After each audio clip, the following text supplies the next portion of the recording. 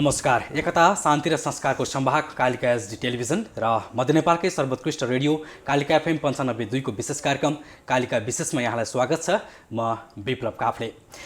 पछिल्लो समय नेपालमा नेकपा डबल अर्थात् सत्तारूढ दलभित्र शक्ति सङ्घर्ष चलिरहेको छ र वैकल्पिक शक्तिका रूपमा उदाउने तयारीमा रहेको साझा पार्टी र विवेकशील दल भने एकीकरणको प्रयासमा जुटिरहेका छन्।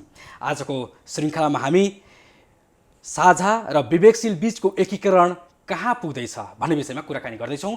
हामीसँग स्टुडियोमा हुनुहुन्छ साझा पार्टीको केन्द्रीय सदस्य तथा बागमती प्रदेश संयोजक तथा राजनीतिक संवाद समिति संयोजक समीक्षा बास्कोटा।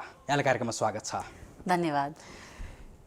यहाँहरू एकीकरणको लागि यति दौडधुप गरिरहनु भएको छ, सत्तारूढ दलभित्रको यो शक्ति सङ्घर्षलाई पनि त यहाँहरूले पाठका रूपमा लिनु भएको छ कि के गर्नु भएको छ?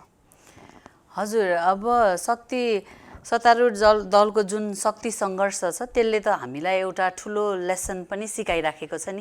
के गर्नु हुँदैन, के कुरामा चाहिँ हामीले ठुलो छाती गरेर यो देशलाई चाहिँ मेजर बिचमा राखेर उद्देश्य के हो भन्ने कुरा बिर्सिनु हुँदैन भन्ने त हामीले एभ्रिडे पाठहरू सिकिराखेका छौँ र हामीले एकीकरणको बेलामा पनि त्यो कुराहरूलाई मनन गर्दै नै अगाडि बढिराखेको अवस्था छ। समीक्षाजी, जस्तो यहाँहरूको पार्टी 1.5 वर्ष जतिमा विभाजित बन्यो, विवेकशील र साझा। हजुर। र यो 18 महिना जति तपाईँहरू ब्रेकअप हुनुभयो र यो बिचमा किन तपाईँहरू फेरि एकीकरणको खाँचो तपाईँहरूले देख्नुभयो? एकीकरणको खाँचो किन आइपर्यो भन्दाखेरि तपाईँले नेपालको राजनीतिक पृष्ठभूमि हेर्ने हो, राजनीति यहाँ कसरी गन्जागोल अवस्थामा छ र जनताले एउटा या नागरिकले एउटा विकल्पको रूपमा केही शक्तिहरूलाई चाहिँ उदाइदिए हुन्थ्यो भन्ने जनताको आम चासो भावना छ र त्यो भावनालाई बुझ्नको लागि र त्यो भावनालाई हामीले एड्रेस गर्नको लागि पनि यो वैकल्पिक भनेको शक्तिहरू चाहिँ सानो सानो सेक्टरमा छुटिएर बस्नु चाहिँ यो नागरिकहरूकै लागि घातक हुन्छ र अब हामीले देशको नेतृत्व लिने सोच्ने हो र हामीले आफ्ना केही कुराहरूमा कम्प्रोमाइज गरेर अगाडि नबढ्ने हो भने ठुलो उद्देश्य पुरा हुन सक्दैन। त्यही ठुलो उद्देश्य पुरा गर्नका लागि वैकल्पिक शक्ति अब ठुलो शक्तिको रूपमा उदाउनको लागि त्यो एक ठाउँमा आउनै पर्छ र त्यही कारणले गर्दा हामी सबै वैकल्पिक शक्तिहरू एक ठाउँमा आउनुपर्छ भन्ने अभियानमा फेरि जुटेका छौँ। सुरुमा सडक सङ्घर्ष मार्फत विवेकशील जन्मियो र पछि बीबीसी नेपाली सेवाका प्रमुख रविन्द्र मिश्रको नेतृत्वमा साझाको जन्म भयो, एकीकरण पनि भयो र यहाँहरू अहिले फेरि एकीकरण गरेर टुक्रिएकै नाम फेरि जोड्दै हुनुहुन्छ। कहिलेसम्म टुङ्गिन्छ यो तपाईँहरूको यो कसरत? हाम्रो कसरतले एउटा फाइनल गति पक्रिसकेको छ। आम नेपाली नागरिकलाई हामीले छिटै नै अब केही दिनभित्रमै शुभ समाचार सुनाउँछौँ। हामी एकीकृत भएको र एकीकृत पार्टीको रूपमा अब हामी वैकल्पिक रूपमा उदाएको पनि आम नागरिकलाई छिटै शुभ समाचार सुनाउँछौँ। यो गणतन्त्र त्यसपछि सङ्घीयता र धर्मनिरपेक्षताको सवालमा पनि यहाँहरूको मत मिलिसकेको हो? हामीले यसलाई कसरी भनेका छौँ भन्नुहुन्छ भने साझा पार्टीको लुम्बिनी भेला भयो, लुम्बिनी भेलाले केही कुराहरूलाई एड्रेस गरेर गयो, त्यस्तै गरेर उहाँहरूको पनि महाधिवेशन भयो, त्यहाँनिर केही कुराहरू परेका छन्। तर अहिलेको एकीकरणमा हामी त्यस्ता विषयवस्तुहरूमा नपसिकन त्यसलाई महाधिवेशनलाई छोडेर हामी चाहिँ अब हाम्रो आवश्यकता कहाँनिर हो भन्ने त्यो उद्देश्य केन्द्रित छौँ के। र अब कहिलेसम्म हामीले यो व्यवस्थादेखि लिएर विभिन्न चिजमा मात्र छलफल गर्ने, अब डेलिभरीको टाइम आइसक्यो। अब यस्ता कुराभन्दा माथि उठेर हामी चाहिँ अगाडि बढ्नुपर्छ र अब हामीले त्यो छलफललाई चाहिँ साइडमा राखेर उताबाट उहाँहरूको के छ त्यसलाई एक्सेप्ट गर्ने, यताबाट साझाले जे लिइराखेको छ त्यो कुरालाई एक्सेप्ट गर्ने र हामी अगाडि बढ्छौँ र केही कुराहरू छन् भने त्यसलाई महाधिवेशन एकीकृत पार्टीको महाधिवेशनले त्यसलाई एड्रेस गरेर अगाडि लिएर जान्छ। समीक्षाजी, जस्तो दोस्रो संविधान सभाको निर्वाचनमा यहाँहरू छुट्टा छुट्टै चुनावमा जानुभयो, 2 समूह मिलेर जानुभयो, सिट हात परेन र यो पछिल्लो सङ्घीय निर्वाचनमा यहाँहरूले चाहिँ बागमतीतर्फ 3 सिट समानुपातिकतर्फ जित्नुभयो, प्रत्यक्ष निर्वाचित हुन सक्नु भएन। सायद यहाँहरूलाई यो जनमत जोड्नको लागि पनि एकताको खाँचो देखिएको भनेर विश्लेषण गर्दा यो गलत हुन्छ कि सत्य हुन्छ? जनमत जोड्न मात्र हामी एकीकृत भएको भनेर विश्लेषण गरिदिनु भयो भने चाहिँ त्यो गलत हुन्छ। तर यो कस्तो हुन्छ भन्दाखेरि यदि हामीले मूलभूत रूपमा हामी जाने भनेको त इलेक्सनमै हो र इलेक्सनमा तपाईँले मूलभूत रूपमा परिवर्तन गर्न सक्नु भएन र त्यहाँ नेतृत्वदायी भूमिकामा हाम्रा साथीहरू या त हाम्रो पार्टीको पहुँच पुग्न सकेन भने फेरि पनि भनौँ न फेरि पनि अर्को एक्सर्साइज सुरु हुन थाल्छ होइन। अनि त्यो आवाज सुनाउनको लागि त्यो आवाज रिप्रेजेन्ट गर्नको लागि पनि हामी त्यहाँ पुग्नुपर्ने स्थिति चाहिँ हुन्छ र त्यहाँ पुग्नको लागि तपाईँ भनौँ न वैकल्पिक भन्ने शक्ति 4 ठाउँमा बाँडिएर बस्नुभन्दा एक ठाउँमा बसेर एउटा ठुलो शक्तिको रूपमा अगाडि आयो भने चाहिँ त्यो हामीले लिएको लक्ष्य छिटो पुरा हुन सक्छ। होइन फेरि हामी सानै भएर आफ्नै ठाउँमा बसेर गयौँ भने त्यो लक्ष्यमा पुग्न धेरै टाइम लाग्न सक्छ होइन। र अहिले देशको स्थिति कस्तो भइसक्यो भन्दाखेरि यही जो पुराना राजनैतिक दलहरू छन् उनीहरूलाई नै छोडिदिने हो भने कहिले देशले आफ्नो स्वाभिमान कति त गुमाइसक्यो, अब कतिसम्म गुमाउने र हामीले यसमा स्टेप इन नगर्ने हो भनेदेखि नेपाललाई नै घातक हुन्छ। देश बचाउनको लागि भए पनि हामी वैकल्पिक शक्ति चाहिँ एकीकृत भएर अगाडि बढ्नुपर्छ भन्ने भावनाले हो। र त्यसमा तपाईँले भने त्यो कुराहरू चाहिँ हुन्छ नि ठुलो उद्देश्यको लागि त्यो सानो सानो कुराहरू तर त्यही भनेर विश्लेषण गरिदिनु भयो भने यसले टोटली रङ मेसेज दिन्छ। समीक्षाजी जस्तो यहाँहरू एकीकरणको लागि दौडधुप गरिरहनु भएको छ, छिटै टुङ्गिन्छ भन्नुभएको छ। साझा पार्टीकै केन्द्रीय सदस्य तथा कोष सङ्कलन विभाग प्रमुख मानवी पौडेल, त्यस्तै डाक्टर सूर्यराज आचार्य, मुमाराम खनाल, उहाँहरू त बाहिरिनु भयो त किन सम्हाल्न सक्नु भएन यहाँहरूले? अब इन्ट्रेस्टिङ कुराहरू छ। कस्तो हुँदो रहेछ भनेदेखि म आफैले बुझेको राजनीति यो एकदमै लामो दौड रहेछ के। अनि राजनीतिमा एउटा तपाईँको केही कुरा स्थापित हुन्छ, केही कुरा हामीले डेमोक्रेटिक प्रोसेस भन्छौँ, त्यो प्रोसेसलाई अँगालेर जाँदै गर्दाखेरि कोही साथी छुट्छन्, कोही साथी अगाडि बढ्छन् र त्यो रेसमा तपाईँ कति चाँडो थाक्नुहुन्छ भन्ने त्यो तपाईँको कुरा हो के। जस्तो यो रेसमा आजको दिनमा म थाकेर अब यो हुँदैन भनेर म बाहिर निस्केँ भने त्यो मेरो पर्सनल समस्या हो। हामीले उठाएका मुद्दामा हामी थाकेको छैनौँ, हामीले उठाएको जुन अभियानमा हामी थाकेको छैनौँ भने आउने जाने प्रक्रिया त नेकपामा भनौँ न या त कङ्ग्रेसमा भनौँ न अन्य राजनीतिक दलमा मान्छे आउने र जानेको प्रक्रिया पनि चलिरहन्छ। राजनीतिक दलमा त्यो एकदमै सरल र सिम्पल प्रोसेस हो। अब हामी चाहिँ अलिकति भनौँ न बल्ल उदाउँदो शक्तिको रूपमा अगाडि बढ्दै गर्दाखेरि केही व्यक्तिहरू आश गरेको व्यक्तिहरू बाहिर निस्किँदाखेरि त्यसले निराशा पैदा गर्नु चाहिँ एउटा ठाउँमा हो। तर म आफै बागमती प्रदेशको संयोजकको हिसाबले भन्नुपर्दा म आफै जसरी काम गरिराखेको छु यो हिसाबले भन्नुपर्दा म थाक्या छैन। हामी यो अभियानमा निरन्तर छौँ। जाने 3 जनाको सङ्ख्या होला, जोडिने 100औँको सङ्ख्या छ। जस्तो साझा र विवेकशील बीच 2074 साउन 11 मा एकता भयो, 2075 पुस 27 मा फुट्यो। हजुर, यहाँहरूको 18 महिने यो ब्रेकअपले के पाठ दियो? 18 महिने ब्रेकअपले के पाठ दियो भन्नुहुन्छ भनेदेखि यो यात्रामा केही कुराहरू हामीले सिक्यौँ। त्यो केही कुराहरू भनेको चाहिँ एक अर्कालाई भनौँ न एक अर्काको आवश्यकता कहाँनेरि छ, एक अर्काको काम गर्ने शैली के हो। किनभने तपाईँ एउटा परिवारमा पनि हेर्नुहुन्छ भने एउटै बाबुआमाले जन्माएको सन्तानमा पनि विभिन्न भिन्नताहरू हुन्छ होइन। तर त्यो परिवारलाई एकीकृत गर्न चाहिँ हामीले केही विषयवस्तु त्यो मोरल भ्यालुजहरूलाई चाहिँ पक्रेर राख्नुपर्ने हुन्छ। त्यो भयो भने हामी कतै छुट्टिए पनि त्यही ठाउँमा आउन सक्ने चान्सेसहरू हुन्छ होइन। त्यस्तै गरेर हामी विभिन्न पृष्ठभूमिका व्यक्तिहरू आएका थियौँ र सबैको आफआफ्नो काम गर्ने शैली थियो होइन। त्यही काम गर्ने शैलीमा हाम्रो केही ढङ्ग नपुगेको भन्नु पर्यो र अबको लिडरसिप चाहिँ के कुरामा केयरफुल हुन्छ भन्दाखेरि हिजोका कमी कमजोरी कहाँ थिए, त्यो कमी कमजोरीलाई हामीले आजको दिनमा कसरी एड्रेस गर्नुपर्छ र त्यो एड्रेस गर्न सकिएन भने नेपाली नागरिकले हामीलाई वाच गरिरहेछन् है। र हामीले चाहिँ त्यसलाई सुधार गरेर अब नेक्स्ट लेभलमा जानु पर्यो र जुन यो पार्टीगत साना साना कुराहरूमा चाहिँ त्यसलाई विवाद बनाउने भन्दा पनि लिडरसिप टेस्ट त त्यसलाई कसरी मिलाएर लिएर जान्छ भन्नेमा हुन्छ नि त। त्यो कुरामा हामी फोकस भएर चाहिँ अगाडि बढिरहेछौँ। यहाँहरूले समझदारी गर्दाखेरि दुई संयोजक रहने भन्ने खालको एक किसिमको समझदारी भएको थियो। हजुर अहिले दुई संयोजकबाट के ब्याक भएको भन्ने चर्चा आइराखेको छ, यो सत्य हो?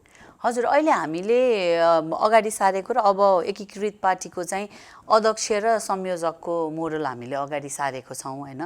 र यसले गर्दाखेरि एउटा दुई संयोजकको कुरा अगाडि ल्याउँदा खास हामीले इक्वल फुटिङमै गर्ने हो, अहिले पनि इक्वल फुटिङमै हो होइन। तर हामीले 1 नम्बर वरियतामा भएको संयोजकलाई चाहिँ अध्यक्ष भनेर भन्ने र यसले एउटा मेसेज राम्रो के दिन्छ भन्नुहुन्छ भनेदेखि पदको लागि लुछाचानी भएको छैन र एउटा काम गर्दै जाँदाखेरि यसले इक्वल फुटिङ पनि हो। तर जुन चाहना जनभावना थियो दुईटा संयोजक नराख, दुईटा संयोजक राख्यो भने फेरि त्यही लुछाचानी हुन्छ, यो हुन्छ भन्ने जनभावनालाई पनि एड्रेस गरेको देख्छु होइन। त्यो हिसाबले हामीले यो मोडललाई अगाडि सारेका छौँ र कार्यकारी भूमिका सहितकै हुनुहुन्छ हाम्रो अध्यक्ष पनि संयोजक पनि कार्यकारी भूमिका सहितको हुनुहुन्छ भनेपछि यसमा केही समस्या त हुने नै छैन। यो त तपाईँहरूको पार्टीभित्रको आन्तरिक कुराहरू भयो। हजुर सरकार अहिले झन्डै 2/3 सरकार छ, समृद्धिको यात्रामा अगाडि बढिरहेको छ। प्रधानमन्त्रीको दाबी अनुसार देश र विश्व नै भनौँ कोरोनासँग जुधिराखेको छ। हजुर हो। कसरी विश्लेषण गर्नुभएको छ सरकार सञ्चालन र अहिलेको ठुला भनिएका दलहरूको कार्यशैली कसरी हेर्नु भएको छ? एकदम विडम्बनापूर्वक के भन्नुपर्छ भन्दाखेरि हाम्रो सपना चाहिँ समृद्धिको यात्रातर्फ नै हो। तर अहिले जुन सत्ता सञ्चालन गरिराखेको दल छ ऊ आफ्नो पार्टी सञ्चालनमै चुकिराखेको अवस्था छ र त्यहाँनेरि पार्टीभित्रका जुन कुराहरू र पार्टीभित्रका जुन विग्रहका कुराहरू जसरी बाहिर आइराखेको छ त्यसले चाहिँ त्यहाँनेरि सत्ता सञ्चालन या समृद्धिको यात्रा भन्दा पनि व्यक्तिलाई फकाउने र को शक्तिशाली नेताको रूपमा स्थापित हुने त्यो दुईटा मध्ये को प्रचण्ड कि हाम्रो सम्माननीय प्रधानमन्त्रीज्यू चाहिँ शक्तिशाली बन्ने यो शक्तिको सङ्घर्ष भइराखेको छ र त्यो शक्तिको सङ्घर्षमा तपाईँ कोरोना भन्नुहोस् विकास भन्नुहोस् केही कुराहरूले पनि स्पेस पाइराखेको छैन। आज तपाईँले हरेक दिन न्युज पेपरदेखि लिएर मिडियादेखि लिएर चारैतिर छलफल चाहिँ यो ठुलो कम्युनिस्ट दलमा के हुन्छ भन्ने मात्र छ। अनि यतिखेर प्रतिपक्षले चाहिँ एउटा मजबुत भूमिका लिएर जसले मलाई प्रतिपक्ष हो भनेर क्लेम गर्ने ठुलो राजनैतिक दल त्यत्रो इतिहास बोकेको दलले त प्रतिपक्षको भूमिका निर्वाह गर्नु पर्यो नि। अनि प्रतिपक्षले खुट्टा कमाएर बसेको स्थिति छ। यो हेर्दाखेरि चाहिँ उहाँहरू दुवैजना निदाउनु भएको छ। देश त आफै सञ्चालित छ। तपाईँ घरमा केही नभए पनि हामीले घरमा हरेक दिन गर्ने प्रक्रियाहरू त निरन्तर चलिरहेको छ नि त। हामी बिरामी भएर सुते पनि त्यो प्रक्रिया चलिरहेको छ नि। हो देशमा सञ्चालन राज्य सञ्चालन गर्न बसेका सबै चाहिँ सुत्नु भएको छ तर देश चाहिँ बिरामी अवस्थामा चलि नै राखेको छ। यो केही नगर्दा पनि चल्छ। उहाँहरूले चुप लागेर बस्दा पनि यो काम चाहिँ यो प्रक्रिया निरन्तर हो, यो चलि नै राख्छ। त्योभन्दा परतिर के पनि भएको छैन। निर्वाचन आयोगको तथ्याङ्क हेर्ने भने 132 दलहरू दर्ता भएको देखिन्छ तर चर्चामा सीमित दलहरू मात्रै छन्। हजुर यहाँहरू भन्नुहुन्छ सरकार र प्रतिपक्ष, अन्य दलहरूको भूमिका खोइ? यस्तो छ तपाईँ निर्वाचन आयोगमा दर्ता भएको दल आज सबैजना एक्टिभली अगाडि बढ्देको भएपछि सायद जो सरकारमा बसेका छन् र जो प्रतिपक्ष मलाई म दरो प्रतिपक्ष भनेर क्लेम गर्छ उसले पनि केही काम गर्थ्यो होला। तर बाँकी अन्य दलको कुरा गर्नुभन्दा साझाले के गरिराखेको छ भन्ने कुरा गर्छौँ। हामी थोरै छौँ, सङ्ख्यात्मक रूपमा थोरै छौँ तर हामीले चाहिँ चाहे त्यो प्रतिपक्षको भूमिका निभाउन सडकमा उत्रिनु परे पनि हामी कोरोनाको महामारीमा पनि त्यो भनौँ न डिस्टेन्स मेन्टेन गरेर सडकमा पनि उपस्थित भइराखेका छौँ। प्रेस रिलिजहरूदेखि लिएर सरकारलाई झकझक्याउनु पर्ने कुराहरूमा पनि झकझकाइराखेका छौँ। हो हाम्रो आवाज उहाँहरूसम्म पुगेको छैन होला, उहाँहरूले हामीलाई गर्नुहुन्न होला, त्यो उहाँहरूको समस्या हो। तर साझा पार्टीले गर्नुपर्ने एज अ प्रतिपक्ष त्यो भूमिका चाहिँ हामीले निभाइराखेको छौँ र जुन कहिलेको नेपाली कङ्ग्रेस छ नि त्योभन्दा राम्रो भूमिका चाहिँ साझा पार्टीले निभाइराखेको छ भन्ने मलाई लाग्छ। नेपालमा पछिल्लो समय कहिले डाक्टर गोविन्द केसीको पक्षमा, कहिले इनफ इज इनफ भन्ने अभियानमा र अहिले पछिल्लो समय त फेरि राज संस्था बिउताउनु पर्यो भन्दै सडकमै सर्वसाधारण युवा जमातै आइसकेको अवस्था छ। तपाईँहरूले पनि यो हेरिरहनु भएको छ होला नि कि तपाईँहरूको पनि यसमा समानता छ? यस्तो छ, हामीले हेरिराखेका छौँ यो कुराहरू सबै होइन। जस्तो गोविन्द केसीकोमा किन आउनुहुन्छ भने गोविन्द केसीको कुरा चाहिँ ठ्याक्कै जनताको मागसित एकीकृत भएको छ। जनताले के चाहन्छन्, आखिर शिक्षा र स्वास्थ्य। साझा पार्टीले राजनैतिक रूपमा अगाडि सारेको एजेन्डा के हो त भनेको शिक्षा र स्वास्थ्यकै एजेन्डा हो। त्यो कुरा एड्रेस भएको भए गोविन्द केसी जस्तो व्यक्ति सडकमा आउनै पर्दैन थियो। र जुन कम्युनिस्ट सरकार अहिले सरकारमा बसेको छ, आखिर उसको एजेन्डा त्यही होइन भनेको। आजको दिनमा आएर पो उसले त त्यो एजेन्डाबाट विमुख भएर कुन दिशामा गइरहेछ थाहा छैन। र आफै उहाँहरूका नेताहरूले भन्नुहुन्छ हामी कुनै कम्युनिस्टै होइन, हामीमा त्यो कम्युनिस्टपन सकिसक्यो भनेर त उहाँहरूकै नेताले भन्नुहुन्छ भनेको उहाँहरूको भ्रष्टीकरणको कारणले गर्दाखेरि आश नगरिएको हो। र विभिन्न मुभमेन्टहरू चल्छन् मान्छे पछाडि, र जस्तो मान्छे पछाडि लगाउनलाई नेपालमा अहिले अलिकति सजिलो पनि भएको छ। यसलाई अन्यथा नलिदिनु होला होइन। तर तपाईँ सडकमा उभिएर केही दह्रो कसैलाई आलोचना गरेर एकदमै टेबल ठोकेर चाहिँ कसैले भाषण गर्यो भने त्यो भाइरल भइदिन्छ र त्यसको पछाडि कयौँ मान्छे आउँछन्। भिड र साँच्चीकै नितान्त यो देशलाई माया गर्ने व्यक्तिहरूको बारेमा चाहिँ हामीले आइडेन्टिफाई गर्नुपर्छ। सायद भरतपुरकै केसमा भनौँ न, अब खुलेर भन्दाखेरि पत्रपत्रिकामा आएको हिसाबले रेणु दाहालको नजिक गएर जो चाहिँ एकदमै नजिक हुनुहुन्थ्यो उहाँहरू नै राजतन्त्रको भिडमा हुनुहुन्थ्यो भन्ने कुराहरू पनि आइरहेछ। उहाँहरूले त्यो एनालाइसिस गर्नु होला, त्यसको रिपोर्टिङ बाहिर आउला को गएको थियो भन्ने कुरा होइन। भनेपछि अब नेपाली जनता या त नेपाली नागरिकलाई के चाहिएको छ भन्दाखेरि केही न केही विकल्प चाहिएको छ। र यिनीहरूले जुन किसिमले कार्य सञ्चालन गरिराखेको छन् त्यसको विकल्पमा कोही आइदियोस् भन्ने चाहना भइराखेको छ। र त्यो चाहना कहिले ज्ञानेन्द्र साईको पछाडि गएर पोखिन्छ, कहिले राजतन्त्रको पछाडि गएर पोखिन्छ, कहिले कुनै मुद्दाहरू उठाउँदाखेरि त्यसको पछाडि गएर पोखिन्छ। तर ती सबै भनेको चाहिँ तपाईँको के हो भन्नुहुन्छ भने राजनैतिक रूपमा एउटा सानो अभियानले मात्र भोलि गएर ठुलो असर त गर्दैन। त्यसलाई पोलिटिकली फ्रेम गरेर अगाडि बढ्नुपर्ने हुन्छ। र साझा पार्टीको अभ्यास भनेको त्यसकै लागि हो। जस्तो यही मङ्सिर 21 गते राष्ट्रपतिबाट 2 अध्यादेश प्रमाणीकरण भए। यो हिंसा विरुद्धको केही ऐनलाई संशोधन गर्ने अध्यादेश र सामाजिक सुरक्षाको पहिलो संशोधन अध्यादेश आयो। सदन रोकेर अध्यादेश आइराखेका छन् नि, के भन्नुहुन्छ? अब यो कस्तो भइदियो भन्दाखेरि नि हामीलाई जहिले पनि सर्टकट सजिलो लाग्ने के। तपाईँ केही कुराहरूमा कसैले विमति राख्छ, त्यो छलफलको प्रक्रियामा जान चाहिँ हामीलाई गाह्रो लाग्छ होइन। अनि नेपाली नागरिकले जिताएर पठाएका सांसदहरू हुनुहुन्छ, संसदमा हुनुहुन्छ, उहाँहरू बिच छलफल हुनुपर्ने, त्यो गर्न अप्ठ्यारो लाग्छ।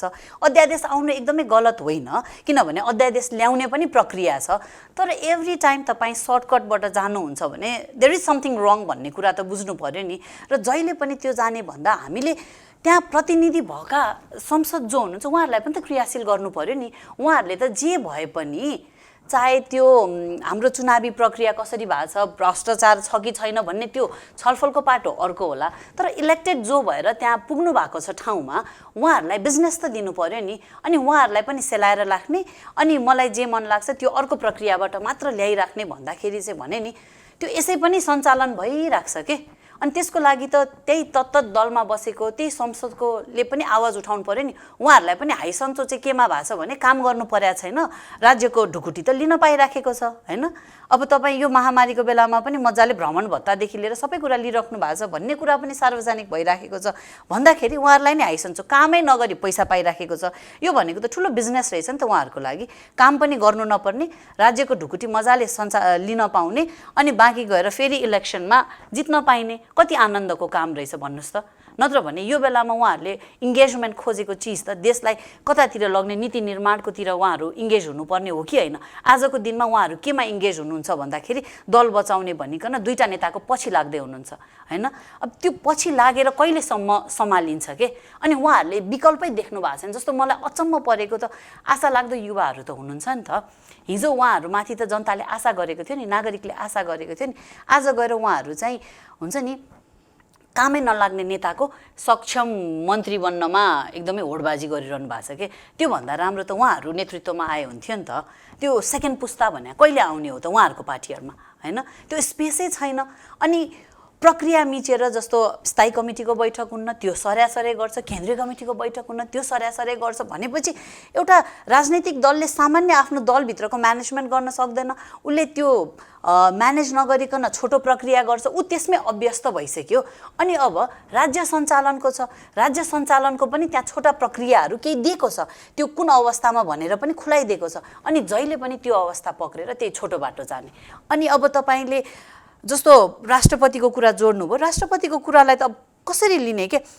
उहाँलाई कम्युनिस्ट पार्टीको राष्ट्रपति भन्ने कि उहाँलाई चाहिँ हामी सबै नेपालीको राष्ट्रपति, त्यसमा पनि उहाँ जहिले विवादित परिरहनु भएको छ कि जब पार्टीको उहाँहरूको पार्टीको चाहिँ एकदमै कुराहरू बाहिर सार्वजनिक हुन जान्छ उहाँको भूमिका झन् प्रमुख भएर जान्छ कि नट एज अ राष्ट्रपति बट एज अ कम्युनिस्ट पार्टीको राष्ट्रपति भनेपछि प्रब्लम त्यहाँनेरि पनि छ के उहाँलाई के फिल भइरहेछ भन्दाखेरि म कम्युनिस्ट पार्टीको राष्ट्रपति हो, नेपाल ओभरअलको राष्ट्रपति चाहिँ सेकेन्डमा हो भन्ने छ के। उहाँले त म पहिला नेपाली नागरिकको राष्ट्रपति हो भनेर बुझिदिनु भयो भने यो समस्या हुँदैन थियो। भन्नुको अर्थ हामी एकदमै स्वार्थ केन्द्रित, व्यक्ति केन्द्रित राजनीतिमा छौँ। यहाँ कसैलाई देशको माया छैन, यहाँ कसैलाई ठुलो उद्देश्यको माया छैन। मेरो भाँडो कसरी भर्ने र म अचम्म केमा पऱ्यो भने जस्तो वर्षमान पुनदेखि लिएर प्रचण्डदेखि लिएर केपी ओलीदेखि लिएर सबैका त्यो लिस्टहरू आछन् कि सार्वजनिक सञ्जालमादेखि लिएर मिडियाहरूमा आइरहेछन् नि, आफन्तहरूलाई कहाँ कहाँ भर्ती गरेको भन्ने जुन हिसाबले ए बाबा हामी कुन ठाउँमा छौँ कि यहाँ सक्षम युवा चाहिँ खाडीमा जाने अनि सबै आफ्ना मान्छेलाई मात्र भर्ती गरेर अनि तपाईँले देशमा सुशासन कायम गर्नुहुन्छ, यहाँ भ्रष्टाचार हुँदैन भनेर अनि कसरी ग्यारेन्टी गर्ने? अनि सत्ता एकदम राम्रोसँग सञ्चालन भइरहेछ भनेर हामीले कुन मुखले भन्ने? यस्तो स्थिति छ। समीक्षाजी, जस्तो यहाँहरूले आर्थिक पारदर्शिताको कुराहरू जवाबदेहिताको वकालत पनि गर्नुहुन्थ्यो। निर्वाचन आयोगमा आय व्यय विवरण बुझाउनु पनि पर्थ्यो 6 महिनाभित्र। हजुर, वर्ष सकिएको 6 महिनाभित्र यहाँले पछिल्लो वर्षको आय व्यय विवरण बुझाउनु भयो। पहिलोपटक त यहाँहरूले बुझाएको आयोगले सार्वजनिक गरेन भनेर सच्चन लगाउनु भयो। पछिल्लो पटकको बुझाउनु भएको छ? हाम्रो त्यो फाइनल चरणमा पुगिराखेको छ जस्तो लाग्छ मलाई। ठ्याक्कै त्यसको अपडेट भएन होइन, किनभने हामीले बुझाउनलाई सबै प्रदेशबाट अडिट रिपोर्टहरू तयार भइसकेको छ। 6 महिना भनिसकेपछि हामी पुष मसान्तसम्ममा बुझाइसक्नुपर्ने हो होइन, पुष मसान्त आउनु बाँकी छ। अनि हाम्रो एभ्री ट्रान्ज्याक्सन्सहरूको त्यो हरेक 3-3 महिनामा वेबसाइटमा चाहिँ अपडेट हुन्छ। निर्वाचन आयोगमा चाहिँ बुझाउने ठ्याक्क त्यो सचिवालयले गर्ने काम भएको भएर म ठ्याक्कै अपडेट भएन, तर नबुझाएको भए पनि हामीले त्यो समयभित्रै बुझाउँछौँ र हाम्रो समय सीमा चाहिँ बुझाउने समय सीमा सकिएको चाहिँ छैन। हजुर, जस्तो फेरि देशतर्फै लागौँ। हजुर, सरकारले पछिल्लो समय नयाँ परराष्ट्र नीति पनि सार्वजनिक गरेको अवस्था छ। तर नेपालमा हेर्ने हो भने भारत र चीनका उच्च पदस्थ व्यक्तिहरू को पहिला आउने र कसले पहिला सम्बन्ध विकास गर्ने भन्ने खालको दौडधुप व्यापक देखिन्छ। चीन र भारतको यो दौडधुपलाई कसरी हेर्नु भएको छ यहाँले? यसलाई पहिला त तपाईँले परराष्ट्र नीतिको एउटा मात्र पार्टी छ जसले परराष्ट्र नीति पालना गर्नुपर्छ भनेर, राजनीतिक दलले पनि परराष्ट्र नीति बनाउनुपर्छ भनेर साझा पार्टीले सबैभन्दा पहिला परराष्ट्र नीति सार्वजनिक गर्यो होइन। र राजनीति गर्दै गर्दा र त्यो पदमा बसेका व्यक्तिहरूले आफ्नो अस्तित्व बचाउनको लागि कसैको सपोर्ट लिन्छन् भने त्यो सबैभन्दा ठुलो दुर्भाग्य यो देशको लागि हो। त्यो भनेको चाहे भारतको होस् चाहे चीनको होस् होइन। परराष्ट्र मामिलामा उहाँहरूले जसरी डाइरेक्ट हस्तक्षेप गर्नुभएको छ यो हाम्रो परराष्ट्र नीतिले काम नगरेको स्थिति हो नि त। रको एजेन्ट आएर सिधा प्रधानमन्त्रीलाई भेटेर जाने त्यो हामीलाई कतिसम्मको लज्जाको विषय हो। तर त्यो विषयमा ठुला राजनीतिक दल त कोही पनि बोल्दैनन्। अनि हामीले बोलेको कुराहरूलाई ठ्याक्कै हामीले मात्र बोलेको छ, यिनीहरू जे कुरामा पनि बोल्छन् जेमा पनि अड्को थाप्छन् भने जस्तो। किनभने जुन अर्को प्रतिपक्ष क्लेम गरेर बसेको छ नि कङ्ग्रेस, ऊ पनि त्यसमा सामेल छ कि उसलाई पनि भोलि त्यहाँ प्रधानमन्त्री फाल्नु पर्यो यो गर्नु पर्यो भने उसलाई यही दुईटा शक्तिको सहयोग चाहिन्छ। कहिलेसम्म नेपाली जनतालाई नेपाली नागरिकलाई ढाँटेर हामी भारत र चीनको सहयोग लिएर नेपालको सत्ता सञ्चालनको यो भागभण्डा मिलाएर बस्ने? तपाईँले राजदूतहरूलाई भेट्न जाँदाखेरि त्यो एउटा परराष्ट्र नीति पालना गर्नु पर्दैन? त्यो त बेसिक इथिक हो नि त। तपाईँ त्यो बेसिक इथिकमा चुकेर बेडरुमसम्म तपाईँ होटल राति जानुहुन्छ भने अनि तपाईँले देशको वकालत गर्नुहुन्छ, तपाईँले आफ्नो निजी केही चिजको लागि जानु होला। हैन। तर त्यहाँनिर देशको वकालत गर्न त कोही गइराखेको छैन। अनि जसरी केही अलिकति नेकपामा कम्युनिस्ट पार्टीमा विवाद हुन थाल्यो, चिनिया राजदूतको सक्रियता बढ्न थाल्छ। अनि त्यसलाई कस्तो सहज रूपले एक्सेप्ट गरिरहनु भएको छ कि सबैजनाले यो नियमित प्रक्रिया हो भनेर। ए बाबा होइन, that's very problematic. We have to think in that way. किनभने त्यो त प्रब्लम छ नि त। हाम्रो आन्तरिक मामलामा उहाँहरूले डाइरेक्ट हस्तक्षेप गर्ने, यस्तो सिरियस इस्युमा हामीले बुलन्द आवाज उठाउने कि नउठाउने? अनि जो नेता भनेर त्यही पार्टीमा हुनुहुन्छ, एक दुईजनाले आवाज उठाउनुहुन्छ, बाँकी सबैले चाहिँ उहाँलाई ढाकछोप गर्नुहुन्छ। त्यो ढाकछोप गर्दै गर्दा उहाँले केपी ओलीको मात्र, हाम्रो प्रधानमन्त्रीजीको मात्र ढाकछोप गरेको होइन। प्रधानमन्त्री त देशको प्रधानमन्त्री हो नि। आजको दिनमा उहाँ जुनै पार्टीबाट त्यहाँ प्रधानमन्त्रीको पदमा बसे पनि उहाँले त नेपाली जनता, नेपाली नागरिक, देशलाई रिप्रेजेन्ट गर्नुभएको छ। उहाँको त्यस्तो हरकतले देशले स्वाभिमान गुमाउनु परेको छ। यो स्थितिलाई हामीले मूल्याङ्कन गर्नुपर्छ। र मैले त्यो भारतीय या चिनिया हस्तक्षेपलाई हाम्रो परराष्ट्र नीति कमजोर हुनु, हाम्रो परराष्ट्र मन्त्रालयले काम नगर्नु र नेताहरूले पनि इथिकल नहुनुमा ठुलो हात छ। र यो उहाँहरूको कारणले गर्दा आज हामी यो दुर्भाग्यपूर्ण स्थितिमा गएको छौँ। नेता भन्यो कि यसलाई त म किन्न सक्छु भन्ने उहाँहरूले त भनिदिनुहुन्छ। जसरी उहाँहरूले चलखेल बढाउनुहुन्छ, अब यो कसले ल्यायो त? हाम्रो राजनैतिक दलले, र त्यसको जिम्मेवारी उहाँहरूले लिनुपर्छ। यो पछिल्लो समय यो कोरोनासँग जुझ्नको लागि सरकारले गरेका प्रयास र रोकथामको लागि गरेका प्रयास कति सराहनीय छन्? सरकारले गरेका प्रयास अब यसलाई कसरी भन्ने?